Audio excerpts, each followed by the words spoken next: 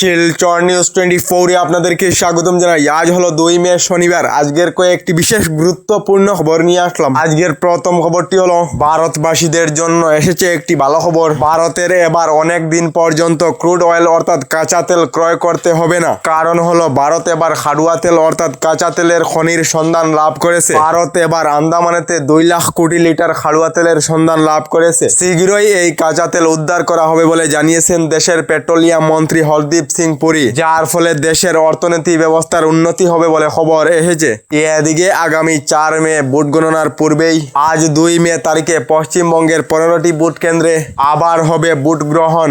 কারণ হলো এই 15টি ভোট কেন্দ্রেতে ভোট রেগিং এর অভিযোগেতে নির্বাচন কমিশনের তরফ থেকে এই 15টি ভোট কেন্দ্রেতে আজ 2 মে পুনরায় ভোট গ্রহণের নির্দেশ দেওয়া হয়েছে। এদিকে অসমেতে এবার এনডিএ অর্থাৎ বিজেপি 30 থেকে 35টি আসন লাভ করিতে পারে এবং কংগ্রেস দলের নেতৃত্বে বিরোধী 70 থেকে অধিক আসন লাভ করবে বলে দাবি জানিয়েছেন বিধায়ক অখিল গগৈ। এবং অসমে এইবার কংগ্রেসের নেতৃত্বে বিরোধী সরকার গঠন করবে বলে বিরোধী ঐক্যমঞ্চের তরফ থেকে দাবি জানানো হয়েছে। অসমে এইবার কার সরকার গঠন করা হবে আপনাদের মতামত কমেন্টে নিশ্চয় জানাবেন। এদিকে বাংলাদেশি মুসলমান 50% হলে শরীয়তের আইনের দাবি উঠবে। বাংলাদেশি অনুপ্রবেশ এবং মুসলমানের জনসংখ্যা বৃদ্ধি হওয়া অব্যাহত থাকলে পশ্চিমবঙ্গ এবং অসমেতে ভবিষ্যতে শরীয়তের আইনের দাবির আশঙ্কা বৃদ্ধি হতে পারে, যার ফলে হিন্দু সকলের অবস্থা বাংলাদেশের সংখ্যালঘুদের মতো হতে পারে বলে মন্তব্য করলেন অসমের মুখ্যমন্ত্রী ডক্টর হিমন্ত বিশ্ব শর্মা।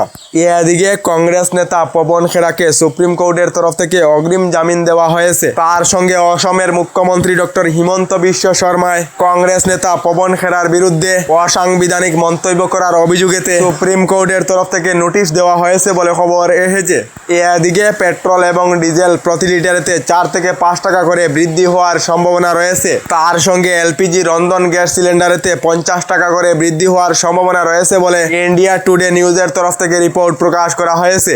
এদিকে গতকাল জবলপুর নাও দুর্ঘটনাতে মৃত্যু হওয়া লোকেদের পরিবারদেরকে 2 লাখ টাকা করে আর্থিক সাহায্যের ঘোষণা দেশের প্রধানমন্ত্রী নরেন্দ্র মোদীর। তার সঙ্গে নাও দুর্ঘটনাতে আহত হওয়া লোকেদেরকে 50,000 টাকা করে আর্থিক সাহায্যের ঘোষণা দেশের প্রধানমন্ত্রী নরেন্দ্র মোদীর বলে খবর।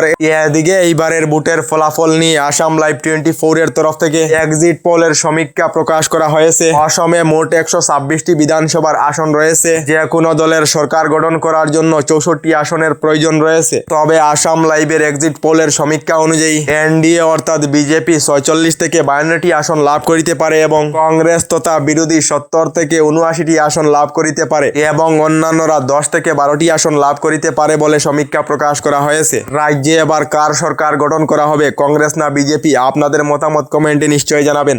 এদিকে আইএমডি অর্থাৎ আবহাওয়া বিজ্ঞান কেন্দ্রের তরফ থেকে সতর্কবাণী জারি করা হয়েছে। আগামী 4 মে পর্যন্ত বরাক উপত্যকা সহ রাজ্যের বিভিন্ন জেলায় বজ্রপাত, ঝড় বৃষ্টি ও ভারী বৃষ্টিপাতের সম্ভাবনা রয়েছে, যার ফলে আবহাওয়া বিজ্ঞান কেন্দ্রের তরফ থেকে অসম জুড়ে অরেঞ্জ অ্যালার্ট জারি করা হয়েছে বলে খবর। এদিকে রাজ্যের লাখ লাখ পুরুষ এবং মহিলাদের জন্য এসেছে একটি ভালো খবর। শুধু মহিলাদেরকে নয়, পুরুষদেরকেও অরুণোদয় প্রকল্পে অন্তর্ভুক্ত করা হবে। পুরুষদেরকে অরুণোদয় প্রকল্পের মাধ্যমে টাকা প্রদান করা হবে। এবার একটি পরিবারের 2 জনকে অরুণোদয় প্রকল্পে অন্তর্ভুক্ত করা হবে এবং অরুণোদয় প্রকল্পের 1250 টাকার পরিবর্তে 3000 করে টাকা প্রদান করা হবে। মহিলা এবং পুরুষ উভয়দেরকে অরুণোদয় প্রকল্পে অন্তর্ভুক্ত করা হবে। বিয়ে হওয়ার পর থেকেই মহিলাদেরকে অরুণোদয় প্রকল্পে অন্তর্ভুক্ত করা হবে আবার ঘোষণা করলেন রাজ্যের মুখ্যমন্ত্রী ডক্টর হিমন্ত বিশ্ব শর্মা। এবার রাজ্যে কার সরকার গঠন করা হবে আপনাদের মতামত কমেন্টে নিশ্চয় জানাবেন।